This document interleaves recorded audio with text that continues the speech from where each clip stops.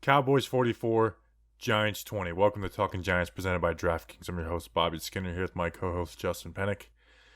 We got a Giant loss to talk about. The Giants are now 1-4, which is definitely not where they wanted to be. We're going to talk about this game, but a lot of it's not like the, on the field stuff we want to talk about. It's the injuries. Like, this team got banged up in this game, Justin. I mean, they went into it without Sterling Shepard and Andrew Thomas, who you can argue that like those two guys were the most valuable players for Daniel Jones this season. Darius Slayton out. Nick Gates and Shane Lemieux injured earlier in the year, and then Shane Lemieux's a replacement, and Ben Bredeson gets hurt. And then you get Saquon goes out in the second drive of the game with an ankle injury. He's going to be out for some time. Daniel Jones gets his brain mashed on one of the worst concussion hits I've seen in a long time. And then, Kenny Galladay doesn't come out for the second half. And, I pointed out, if you look at the 11 starters from week 1 on offense, 8 of those guys did not start the second half. Daniel Jones, Saquon Barkley, Kenny Galladay, Sterling Shepard, Darius Slayton, Andrew Thomas, Shane Lemieux, Nick Gates. The only 3 that are Nate Solder and Kyle Rudolph. If there's 2 players on the entire starting lineup you'd say, please get rid of, it'd be those 2. And then Will Hernandez being the third, who, after a bad week 1, has played kind of well this season. Justin, I mean, what when you think of this game, what do you think of? Do you think about the big loss? Do you think about Kadarius Toney or all the injuries? I think of the injuries, and frankly, I'm not mad. After a loss, sometimes you can be mad, and your brain goes to Gettleman, Judge, this, that, missing on this pick, missing on that pick. I mean, today, I'm sad. I'm really sad because some of our favorite players are hurt. No matter how you feel about Saquon Barkley, and this is inevitably the risk that you take by investing a lot in a running back. But nevertheless, I don't even want to talk about that. It sucks. I mean, it sucks what that dude has to go through. And these are rootable guys. Daniel Jones is easily the most rootable guy, I think, on the team next to Andrew Thomas. Young guys that you want to invest in, young guys that we want to believe in, and we do believe in. I think those guys have kind of earned that right for us to believe in Andrew Thomas and Daniel Jones. And to go through the wave of emotions of, Andrew Thomas, is he hurt? He's limping. What does it mean? Oh, cool, he's suiting up. And then, oh boy, Nate Solder's at left tackle. To go through those wave of emotions, even just pregame, to have everything that happened during the game. Kenny Galladay also getting hurt to another guy that we were like, this guy could have a really good game this game. He has a lot of momentum under him. I'm sad, really, because looking at this season, this isn't even a game where like I said, I'm not mad, but now we're 1-4. And again, we're looking at it where this season is basically over, and it's definitely over, considering what news we could have by Wednesday's cleanup and mailbag show about the future of Daniel Jones, the future of Saquon Barkley, and the future of Kenny Galladay, and the rest of these guys that are hurt. So I'm sad. I really am sad. Yeah, and they're playing the Rams this week, and the saving grace last year was the division. Well, now the Cowboys are 4-1. And again, unless there's a serious injury for Dak Prescott, there's really no catching up in this division. The Cowboys may fall apart, but they're not going to fall apart to where the 1-4 Giants catch them. Yeah, I mean, to start, Andrew Thomas, I guess we can kind of go injury through injury and talk about the game within it. To start, Andrew Thomas didn't play this game. He was battling the foot injury. They don't play, they make him active, but they don't play him. And, I mean, it showed up immediately. I mean, Daniel Jones didn't look great to start this game. And big part of that was we were getting pressure from the left tackle immediately. And you can't give help on every play, especially to the left tackle. And they were getting pressure immediately. It was forcing Jones out of the pocket. And then Jones misses, finally he kind of had some time, had a good throw, or had what should have been a good throw. And he misses Saquon on that slant. It's tough. He overthrows Saquon, and then Saquon just I know you put in a point about a running back, but it's I view that the same way people talk about Kyrie. It's is Kyrie injury prone? Does Saquon have injury issues? Yeah, but he stepped on a dude's ankle after a play. That hasn't that's not running back or whatever. He stepped on someone's you can blame Daniel Jones' injuries more on his play than Saquon plays on. And then now that ankle, it's a sprained ankle. He's going to be out for at least 1 week. But at the same time, I want them to take their time with him because, you remember 2019, he had the ankle injury, and he came back too early, and he didn't look right. Yeah. So it's Like, don't do that. Don't bring him in here. Don't be forcing, run plays, especially on first down, with a guy who's not fully healthy behind an offensive line that's not really good at run blocking anyways. Yeah, and my whole point with the running back thing is not that I'm not saying the running back position is injury prone within itself, even though, that's a point that people like to say. But it's this organization's fault that they put so much on this kid that when he does get hurt, it's the end of the world. It was the end of the world last year, and now it's always a very similar feeling when Saquon Barkley leaves a game and you don't know the next time that he's going to be back. It is deflating, even though, as I think a lot of fans know, that that's not the right way to build a football team. But because of how likable he is and what this franchise has done to, the situation that they put him in, that he is the franchise, it's just a tough situation. It's a very, very tough situation, and it's not fair to him. So Daniel Jones is still the New York Giants' leading rusher through 5 weeks. They both had 9 rushing yards today. He probably will be for the next couple of weeks. Yeah, seriously, unless Devontae Booker goes off. Yeah. And then they get a field goal on a drive where, again, Daniel Jones was getting pressured like crazy. He was like 0 for 5 at one point. Might even been like 0 for 6. Yeah, he was. And I think he was 0 for 6, and then he had his first. It was around there. He was 0 for 6, and then we have a 3rd and 10 because we're getting pressure like crazy. Yep. And Jones, Nate Solder and Matt Skura, mostly Nate Solder's fault, just totally screw up a stunt call. And Jones just getting creamed, throws up a pass. And Kadarius Toney, who's not a contested catch wide receiver, we talked about Kadarius Toney's weaknesses coming out of the draft, route running, timing. It's but he's going to get better at that if he works hard. The thing I was never going to be I don't know if Kadarius Toney will ever be making contested catches the way, a Tate would out of the slot. Yeah. But, just a 38-yard prayer by Daniel Jones, and thankfully it comes down to. But that's kind of what they needed at that point. It's nothing is working right now. They're not able to get ahead of the sticks running the ball. They had a couple four. Saquon had 2 carries for 9 yards, but yeah, I was actually excited to see what Saquon was going to do because he went head to head with Leighton Vander Esch one play, and I'm like, if this is somewhat of a tight game and the Giants can kind of just stay on schedule, I was excited to see what he was going to do. But at 5:22 p.m., I texted you. I said, Daniel Jones isn't making it out of this game. I didn't know if you were going to bring that up. You did bring it up. I was thinking about even tweeting it from the Talking Giants account. I may or may not, but I'm bringing it up here. I didn't think that he wasn't, he was going to get hit on he was going to get concussed on a design run, but even before that play, he was just getting thrown like a rag doll. It looked like 2019. Bad. It was bad.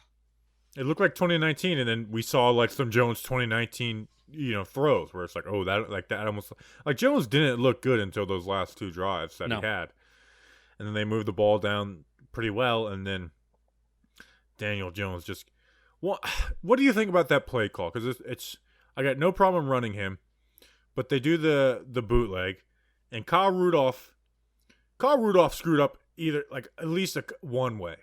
Because one, if if he's keeping it, you have to get outside. You got to get the outside shoulder of the defender. He blocks him straight up, and that allows that defender to come and make the play on Jones. Where if Rudolph just blocks him on the outside shoulder, Jones is going to the pylon versus I forget what linebacker it was, but he's going towards the pylon there. Maybe he gets it, maybe he doesn't. But because it's 2, he has to take them both head on.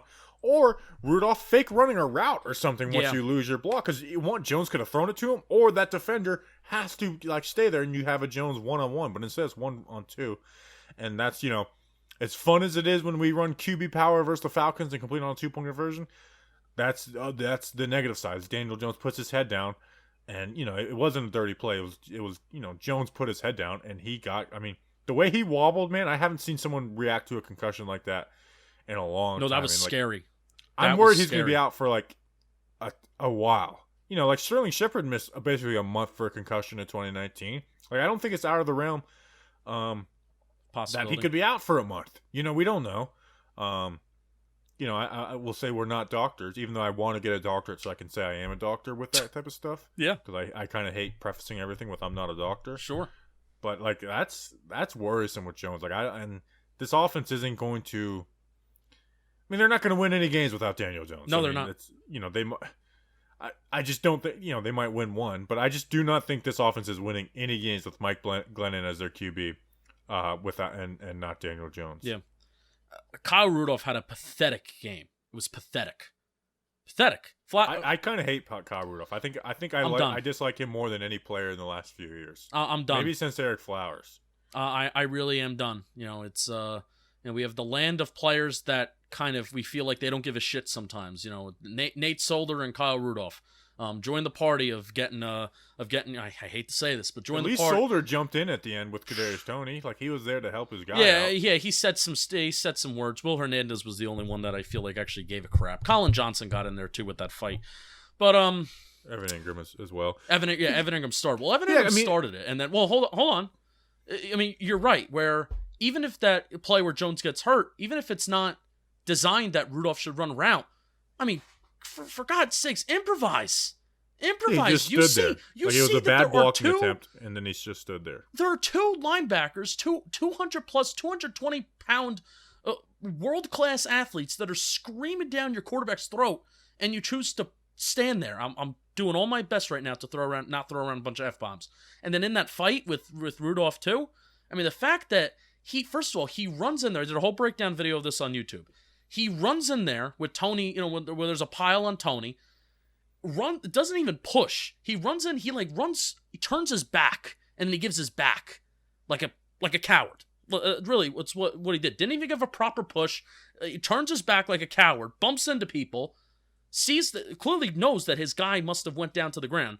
Turns around, walks away. I'm not asking you to. And fight even looks anybody. back when they're fighting and doesn't even blink. Like he turns back, sees they're fighting, and just like I'm done. Like I don't. I am so out on him. It'd be one thing if he was a good player. He's not. No, he shouldn't be playing over Caden Smith. The only reason he is because of his contract. Yeah, and I'm not even asking you to turn around and go punch somebody in the face like Kadarius Toney did, but even like a guy gets thrown down on the ground, pick your guy up. I mean, this is the least analytical analysis thing you're ever going to hear me say, but I cannot stand when like a quarterback is sacked, an offensive lineman who got their ass kicked doesn't go up and pick up their quarterback after they get their ass kicked, and they just they mope around and they just walk around. They look dumb. Pick up your guy after he gets tackled, after he gets thrown to the ground, something, and you walk away, and it is such a pathetic loser look, and I could not stand that.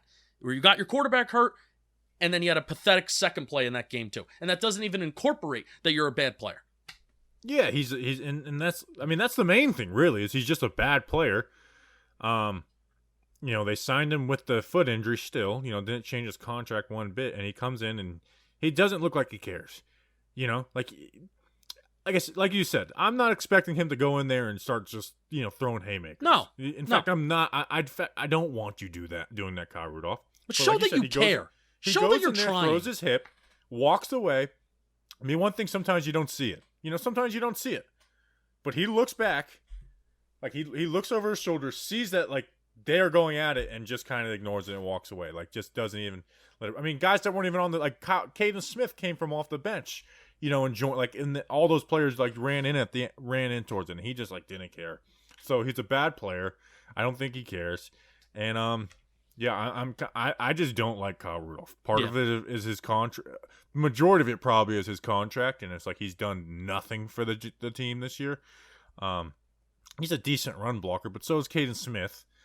Yeah, I'm very out on Kyle Rudolph. Like he doesn't do anything. No. No. He pass blocks on explosive plays. Yeehaw. Good. Yeah, which is like we could ask a lot of tight ends to do that. Yeah. Levine Toilolo Eric Tomlinson could have done that. All right, so we touched on Saquon.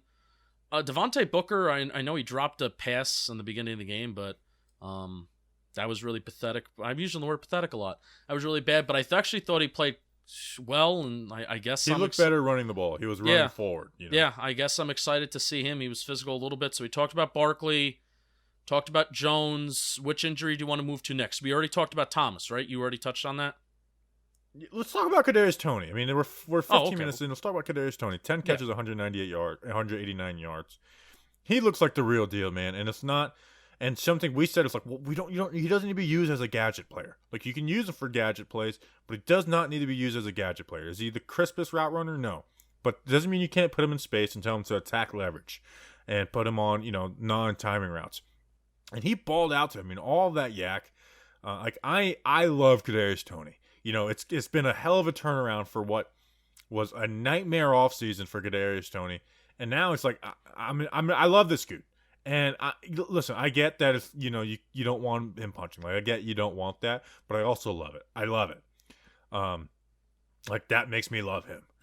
I'm like, plus with the good play, like all those other guys down, Kadarius Toney showed up when nobody else was even really there to show up for the Giants offense. So yeah, I'm really happy with him. I think that is the one positive you can pull from this game. It's like, man, this Toney dude seems like he's real deal. Yeah, a very big positive. Toney, he broke Odell's single game Giants rookie receiving yards record. Toney had 189 receiving yards. Beckham had 185 when he was a rookie. In 2014 was Beckham a rookie, and then what you have something to say comparing him to the rest of the rookies, right? I'm sure that I can read he has your the most receiving yards for a rookie this season. And that includes Jamar Chase, who's been balling. Like he ball like 189 yards is a lot receiving. He even had 7 yards rushing. He almost had 200 yards all purpose. Like this dude, they've got. Sucks that everyone's injured because like when they're healthy, it's like we got some freaking weapons on this team. Yeah, but it's just everyone is injured right now. It is upsetting that it takes all these injuries, though, that we can trust somebody in their ability to take over a game. Yeah, there's no reason for him to not be used week 1 through 3. Yeah, there really isn't. I mean, this is the first time under the Garrett era where somebody has like taken over a game. Barkley had those takeover games under Shermer because he was that dude. Ingram had a few takeover games under Shermer because, at the time we were thinking he can build into that dude. Daniel Jones has never really had the wide receivers that can really take over a game, but why is it that it takes so many things to go wrong? Where it's like, oh, well, now that we finally have the weapons, what is it, week 5? That, now we finally can trust because of all these injuries that somebody could take over a game. It's incredibly frustrating. Incredibly frustrating. But Kadarius Toney is not frustrating. He's real deal. Do you think he gets in any trouble for the punch? I mean, he's probably going to get fined. It may be an internal fine by but you don't think Giants. He'll get suspended, though, right? No. Somebody commented on my Twitter when I said that Kadarius Toney is a national treasure. Well, not if he gets suspended next week. What player has ever gotten suspended an extra week after they got disqualified? If it's not that egregious. What he did wasn't that egregious. I've seen a lot worse. Can we stop saying that you'll break your hand if you punch a helmet, too, by the way? It never happens. And here's the difference between a helmet and a wall or something hard. A helmet moves when you punch it because it's connected to a neck. I hate to do that. I've done it, but I've punched helmets a ton. It's at very worst you have some like your knuckles are bleeding a little bit. Like punching a helmet doesn't break your hand. They all got gloves on. And I hate this and you know me, I hate to do the I played card, but it's like when people say like punching a helmet's the dumbest thing, it's like, man, you just never been there. It's like you've never been there. Like, I'm sorry. Like you like it's not dumb to me. Now getting the penalty sucks, and being ejected and the game sucks. But it's like, as long as that doesn't become an issue. Can we segue this into a Joe Judge conversation too? Because a lot of people are mad about the way Joe Judge reacted to Toney. I wasn't mad. I mean, this I is think clearly, he reacted the perfect way. Yeah, this is clearly a thing that he cares a lot about. He cares about it more than most NFL coaches, but in a way. So here's the overall result in a game at which the Giants were down by 2 touchdowns at the time. 2 touchdowns, 2 scores at the time. The Giants with their backup quarterback got a first down, and that first down was taken off the board. Penalties offset because the Cowboys safety corner, he got a penalty as well. Toney got the penalty, so it offset. Took a first down off the board with your backup quarterback, and now your best player was disqualified. So yeah, I mean, I would be a little upset too. I don't have any problem with how he reacted. No problem. If Toney's sitting next week, then I'm gonna be pissed off at Correct. you know, or like his snaps are reduced greatly, like then I'll be pissed off at Judge. But like his reaction, and if he, you know, whatever punishment happens this week, I mean, if anything, that was kind of what Odell need, like, because there's just going to be Odell comparisons to Kadarius Toney, and you know, there are some similar, you know, Odell had, you know, he punched that Bills player his second season, and you know, they're just going to be there. If anything, Odell could have used that, you know. And Joe Judge needs to say, like, that's unacceptable, because you don't want to turn into where it's like, oh, we can just fight and our coach doesn't care. Like, I promise you that gets noticed if you know, if there's no type of punishment. So I don't like the idea. Like, I thought Joe Judge coached a good game today. Like, last week we won, and I said it was a bad game from Joe Judge. Yep. And I don't think this game should sway anyone's mind on Joe Judge, whether you're for him or against him. But like the first fourth down where they kicked the field goal, I was in 100% agreement with it. It was a 0-0 game. Your offense hadn't done anything at that point. You know, they're like, the only reason you were in that range was because your defense made an interception. I got no problem with him going for a field goal there. Graham Gano's got to make the kick. When in the later games, when there was somewhat of a decision for fourth downs, he went for it. And basically, I mean that was it. That's kind of the difficulty of judging a head coach who's not calling plays in game. But like that, there's nothing from this game where I was not happy with Judge. And what he said about Toney after the press conference was like, hey, yeah, that's unacceptable. We can't have guys fighting, which is what he should say. And then another beat reporter, who I wasn't even sure who it was, asked the very leading question. It was like, does Kadarius Toney have some growing up to do? He's like, you want to be more specific with that? He's like, well, with the fight. He's like, well, I think all rookies, you know, have to grow up. But he's like, as far as like Kadarius Toney, no, like it's, you know, I'll handle it. I'll talk with him. But like he didn't throw his player under the bus. You know, and some coaches would do that. Yeah. So like I think Joe Judge handled that flawlessly. Now, is he a good head coach or not? That doesn't get this game shouldn't decide that for you. No, I'm not swung any more or any less in terms of me disliking Judge and any other way. I mean, if anything, I just liked the way that he handled things. I didn't think at any point, you know, there was panic. You know, the team played in it. They played hard and they played in it. They were in the game longer than what was expected. You know, if there is no moral victories. There is no medals for staying in it and participation points. And, you know, Troy Aikman and Joe Buck were very clear about that throughout the broadcast. You know, I thought they were patronizing the Giants a little bit at some points, but yeah, if there's credit that should go anywhere, it's for that they stayed in the game. So, yeah, I mean, listen, I can't. The offense scored 20 points, and they weren't garbage time points really. I can't be mad at the offense or Jason Garrett. Like, you know, Jason Garrett's game plan was allowed Kadarius Toney to get those yards. Yep. You know, I can't be mad at the offense after this game. No, I mean, and especially everyone got injured. Their best, like, out of 11 starters, their 8 best starters got hurt. Yeah. Got hurt, you know, or were hurt before the game.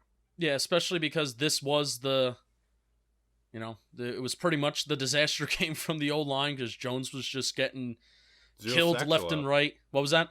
0 sacks allowed, which is very misleading. 0 sacks. Yeah, well, I mean, he was getting killed left and right. If Jones, that's a misleading stat. And I think if the game was closer, I think the Cowboys may have kept the pedal to the metal a little bit more in terms of them sending guys, and they were really blitzing Nate Solder well. And then the Giants, I will give them credit that they used Devontae Booker. They were using tight ends as well to kind of help Solder. So yeah, I mean that's the offense. But this team and this offense, more specifically, this team is going to look like a very, very different football team next Sunday, and I'm not excited for that. I'll just say no. Which maybe, I mean, the Rams might be the best team on the entire schedule, and we are banged up. We'll talk more about the guys that we're replacing next week. So anything offensively, Kadarius Toney, I love you. Glennon looked like an NFL QB when he came in. Better than McCoy. Yeah, like he can throw. Like he had the interception on the deep post to CJ Board. Definitely underthrew that. The pick six at the end, I was pretty checked out of the game by that point. Yeah. In fact, I was recording my post game video and it happened mid play.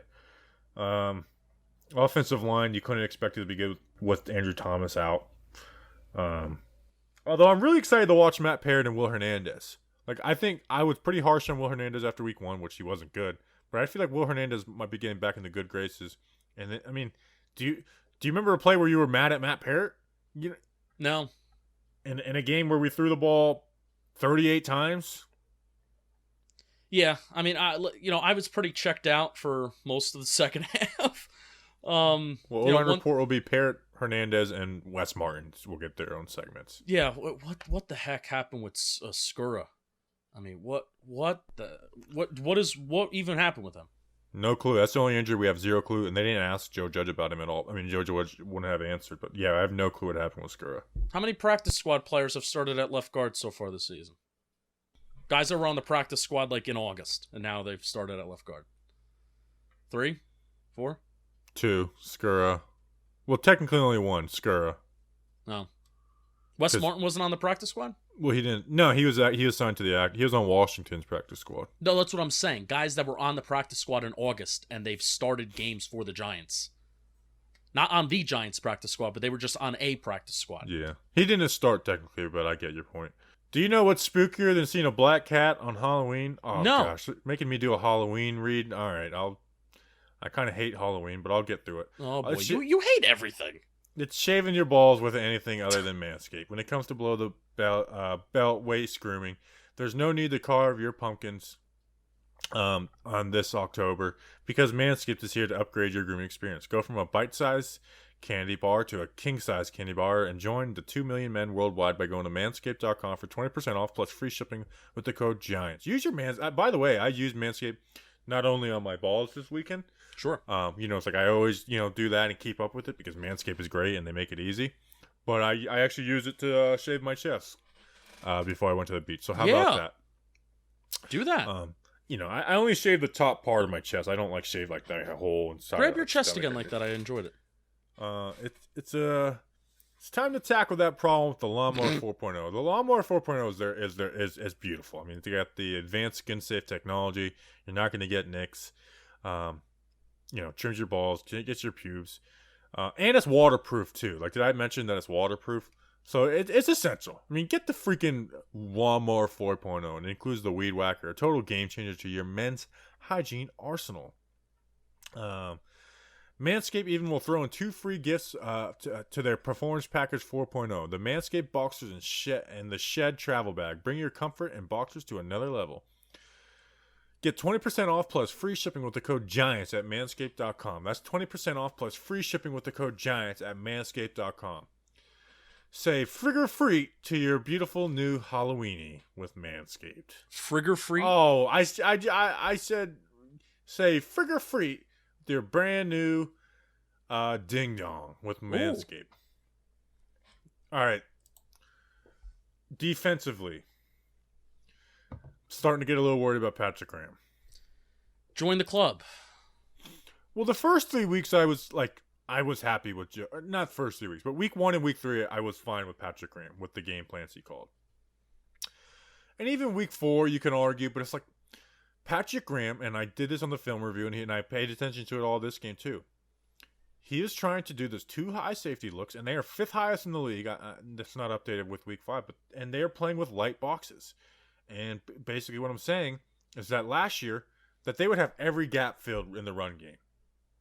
So they would have essentially a +1 box. So if they had 6 blockers in, a 5 lineman and a tight end, they would have 7 guys in the box. If they had, 7 guys in, they had a tight end and a fullback or 2 tight ends, he would put 8 guys in the box. And you would have every gap filled. Well, right now we're playing with 1 less player than they have or the same amount, which is leaving gaps uncovered.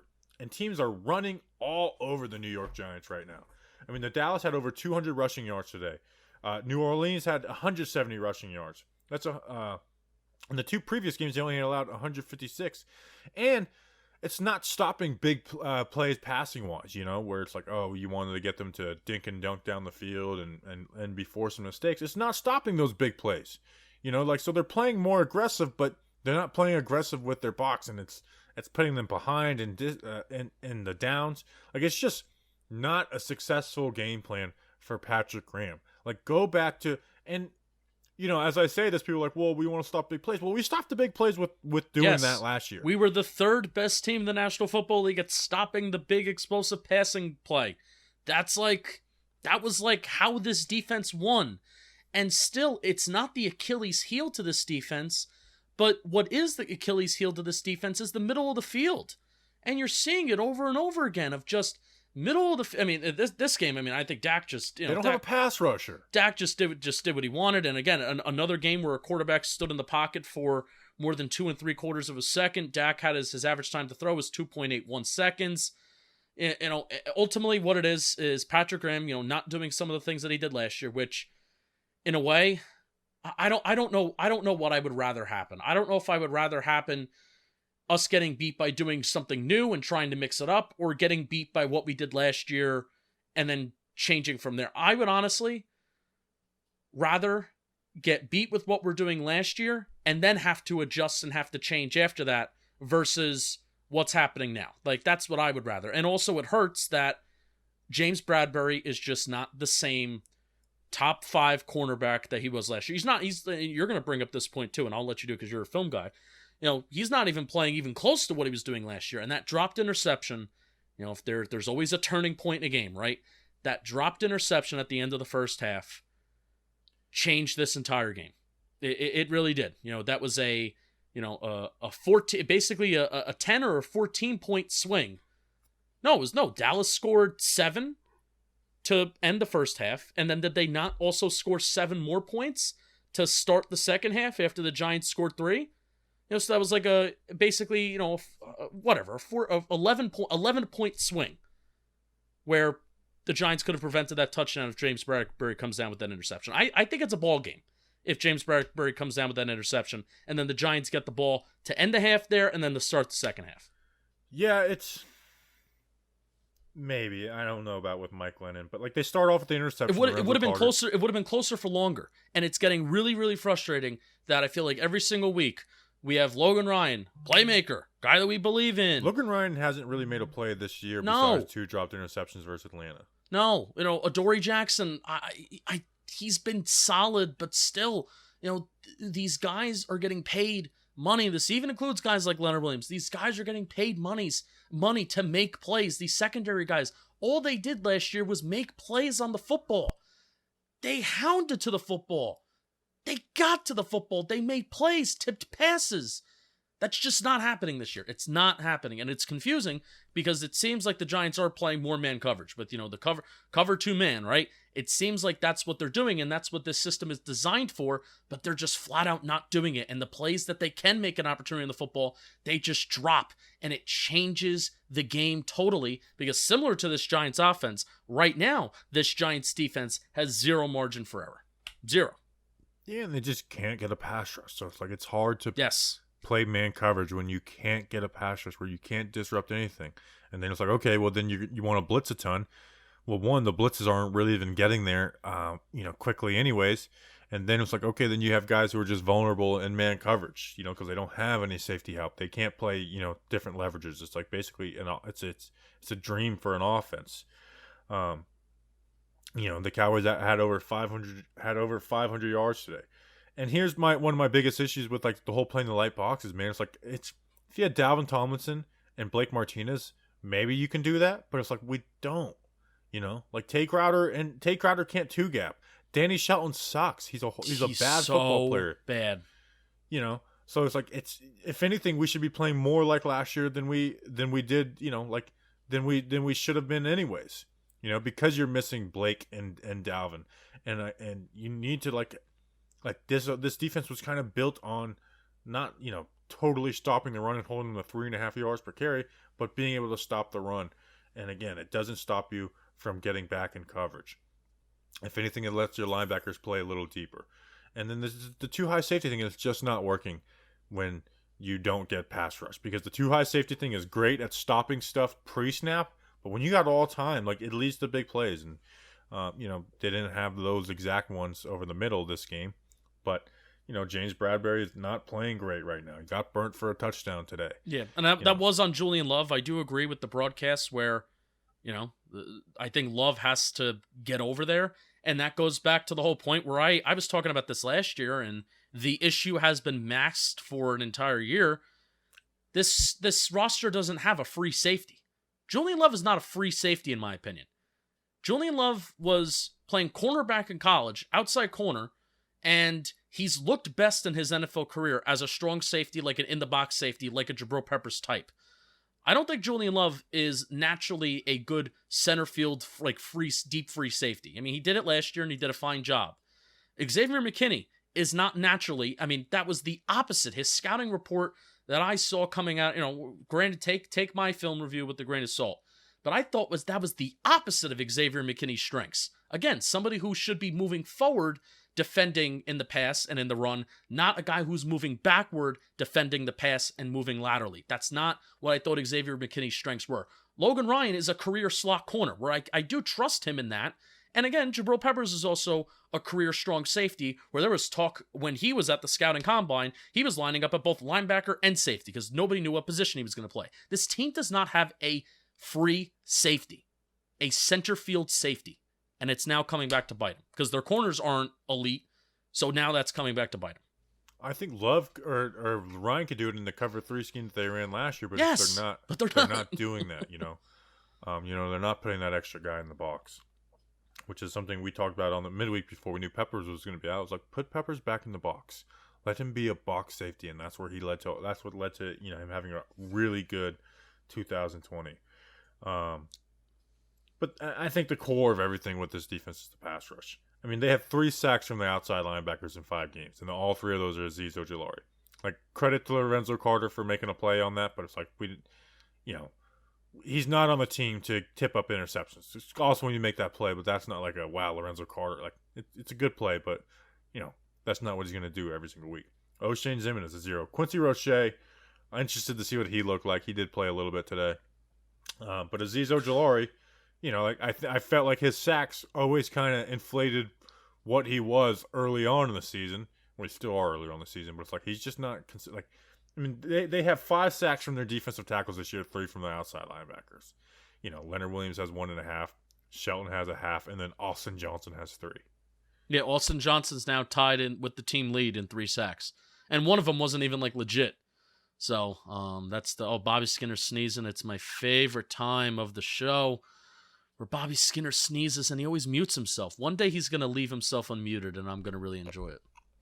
Nope. Oh, Azeez looked good in the run, I thought, if there's any kind of saving grace. So really what I thought this game also kind of highlighted as well, Dallas was running at will wherever they wanted. But I thought a lot of what they were doing, and you let me know if I was wrong, a lot of what they were also doing was kind of like by the tackles and outside the tackle stuff, where when you're relying on your interior defensive linemen to stop the run, like Leonard Williams, Dexter Lawrence, Shelton, and Austin Johnson, like that is the strength of this defense, supposedly, when it comes to stopping the run.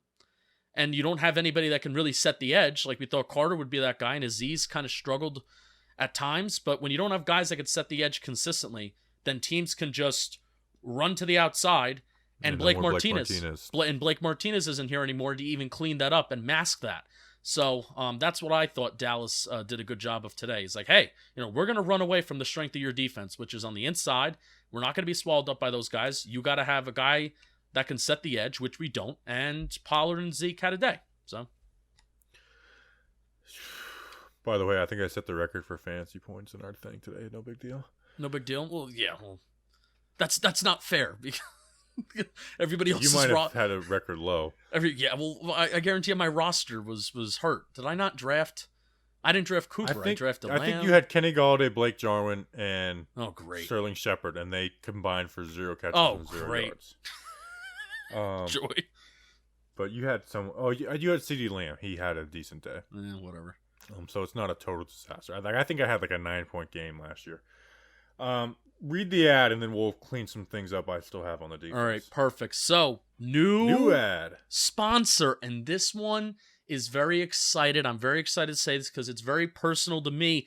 Local in New Jersey, Candlewick Diner. It is right by MetLife Stadium. So next time you are planning to make a trip to MetLife Stadium, I know a lot of listeners are coming up to East Rutherford, New Jersey, Be a good MetLife spot Stadium. to watch it. Actually, I don't want to say that during No, that. don't say that. Yeah, don't interrupt me. How rude. A lot of you are planning on coming up for that Eagle game when Bobby's up. We're all going to be up together. Go to the Candlewick Diner in the middle of your trip. It is literally right by MetLife Stadium. They actually have shuttles that go to MetLife Stadium during game days. I believe they do.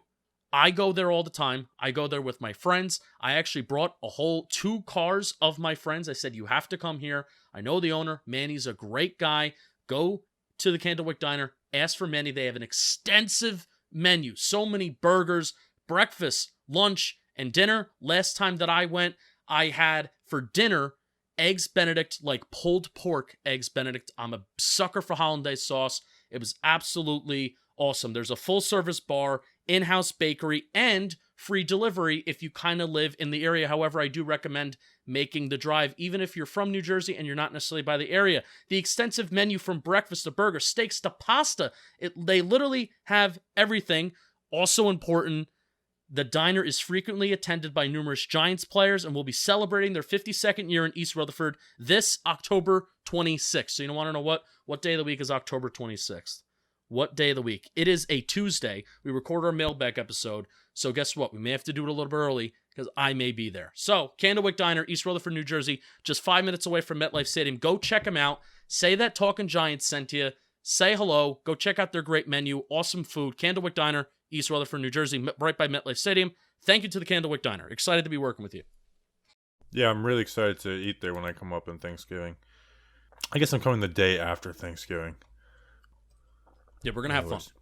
I want to give a salute to Jaron Curse of the Cowboys for going to help Daniel Jones when it looked like Daniel Jones was about to stumble over and die. He's like, oh, he ran over there to try and help.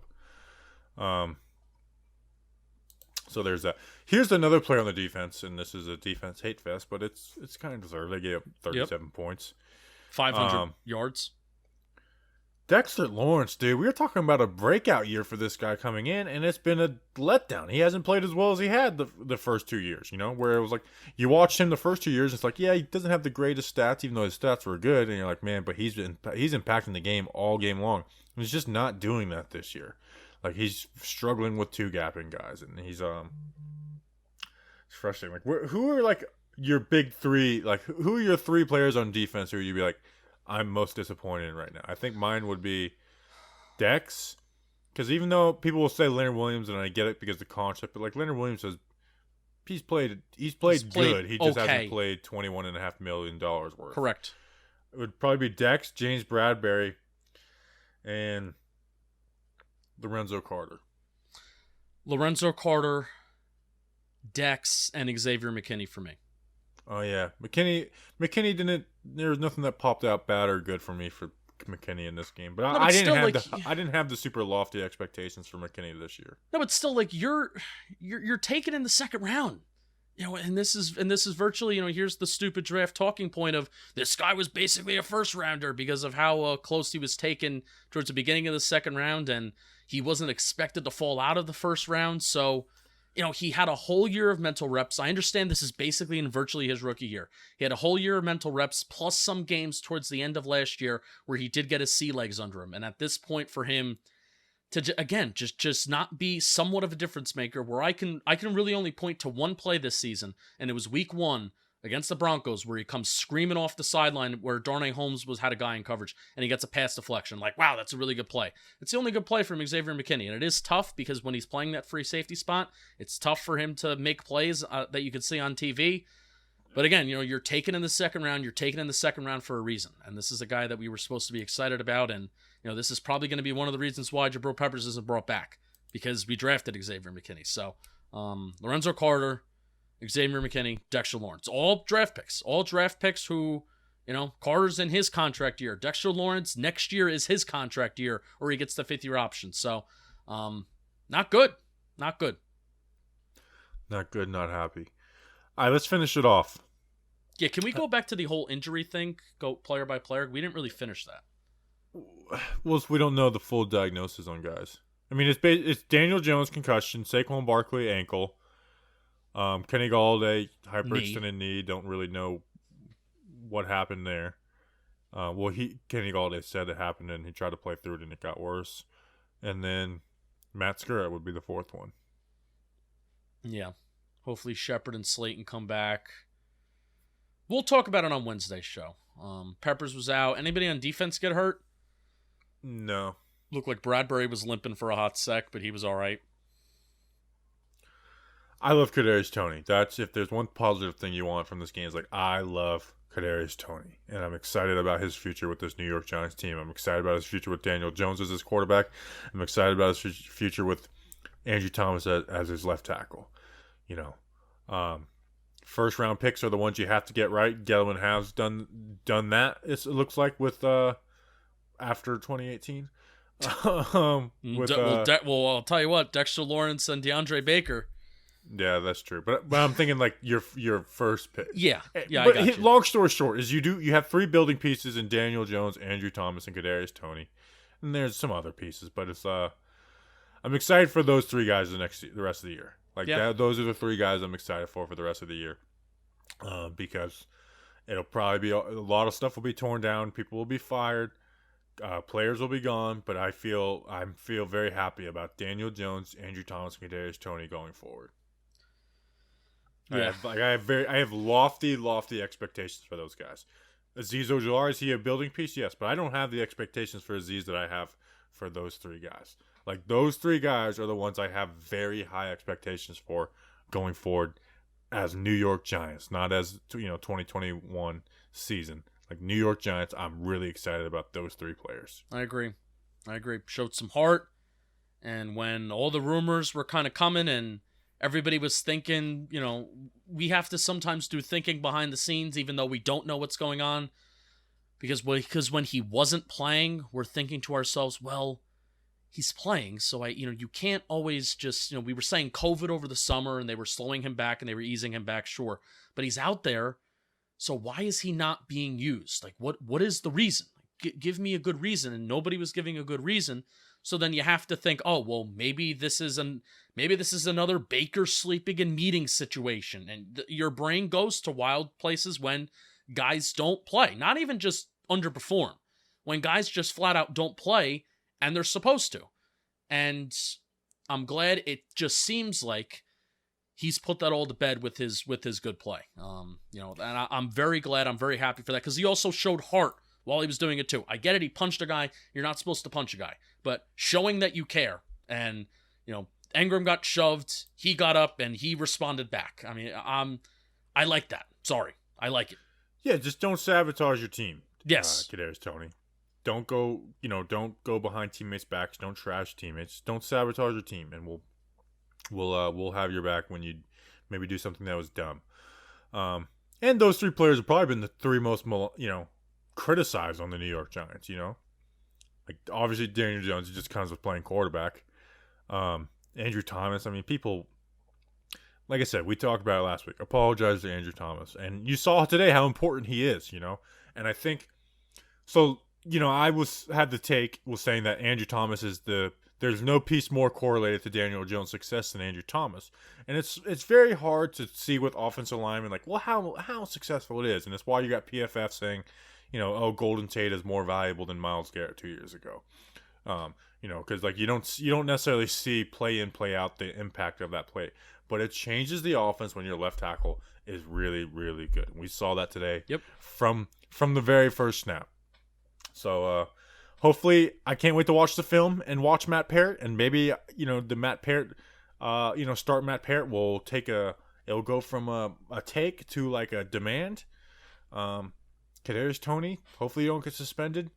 Even though I did see someone on Twitter say that Javon Wims got suspended for that when he punched that dude in that Bears Saints game last year. If you don't remember that.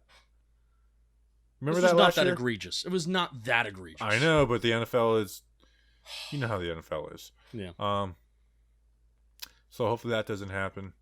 Anything else before we go?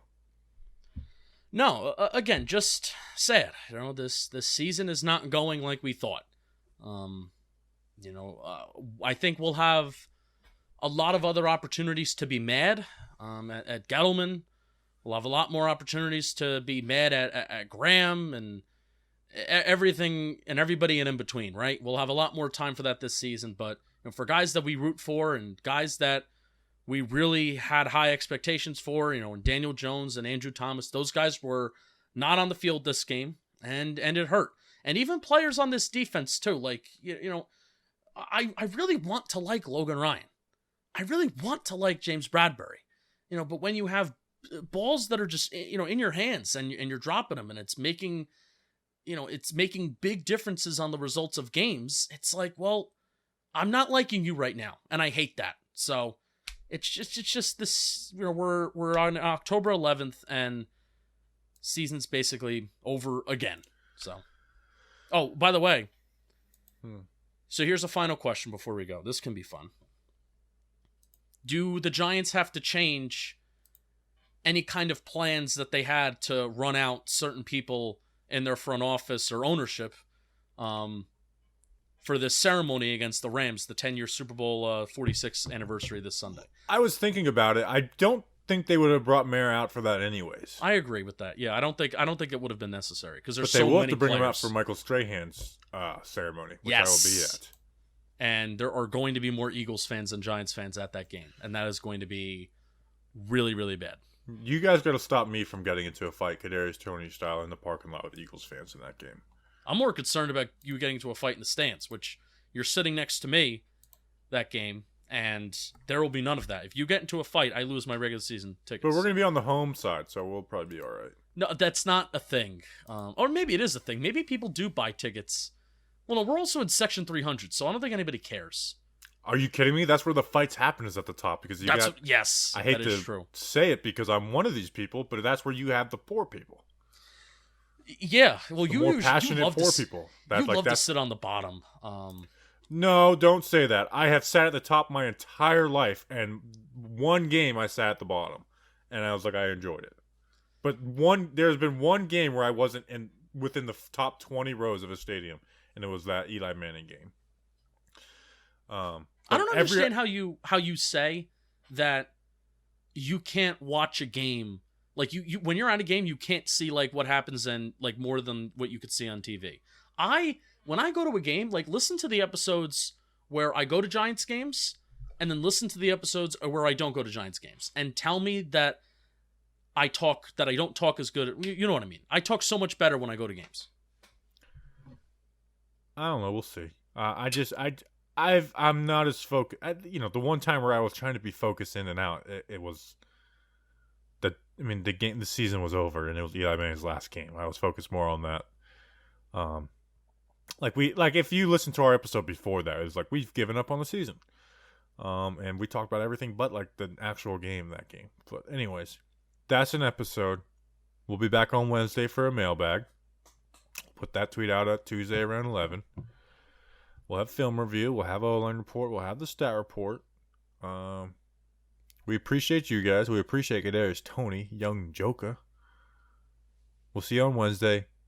Until then, let's go Big Blue.